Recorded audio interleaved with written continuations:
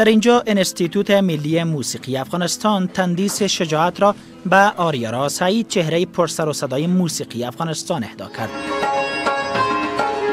رئیس این انستیتوت میگوید اگر آریانا سعید کنسرت جنجالی 28 اسد خود را در کابل برگزار نمی‌کرد، بیمین میرفت که چهره‌های افراطی برای بستن درب انستیتوت ملی موسیقی نیز تلاش می‌کردند. شما تصور کرده میتونستین من کنسرت در پایتخت افغانستان به تعقیبش خواست دیگه من در بسته شدن دروازه‌های انستیتوت ملی موسیقی افغانستان نمیبود. به اون خاطر کاری را که آریانا سعید به تاریخ 28 سپتامبر انجام داد، همزمان به خاطر چندین ارزش ملی و حیاتی برای کشور بپا ایستاد، با قامت استوار به جنگ جهالت و تاریکی رفت و پیروز و شجاع انقلاب یک فردی را در این مملکت راه اندازی کرد. افتخار استاد گرامی استاد سیداگل مینا. آوازخوانی و برگزاری برخی کنسرت ها در افغانستان با مخالفت های برخی چهره های مذهبی به همراه بوده است.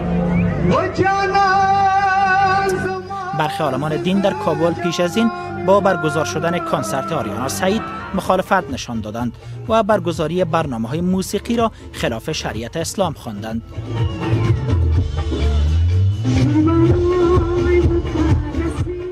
شمار از آوازخوانان افغان میگویند برای بیرون رفت از این مشکلات حکومت باید فعالیت‌های موسیقی را قانونی بسازد.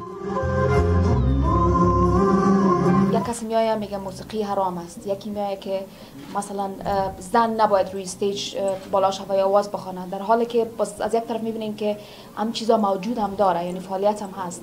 بس فکر میکنم باید روشن شوه، قانونی شوه که اصلا هنرمندان چی موقعیت قرار دارن.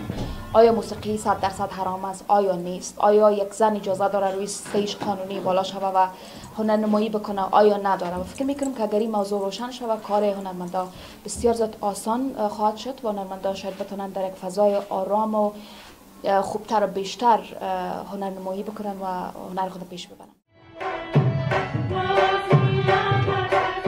پیش از این رئیس موسیقی وزارت اطلاعات و فرهنگ گفته است این وزارت بالای یک طرح کار میکند که با تایید شدن آن فعالیت‌های موسیقی در کشور قانونی خواهد شد.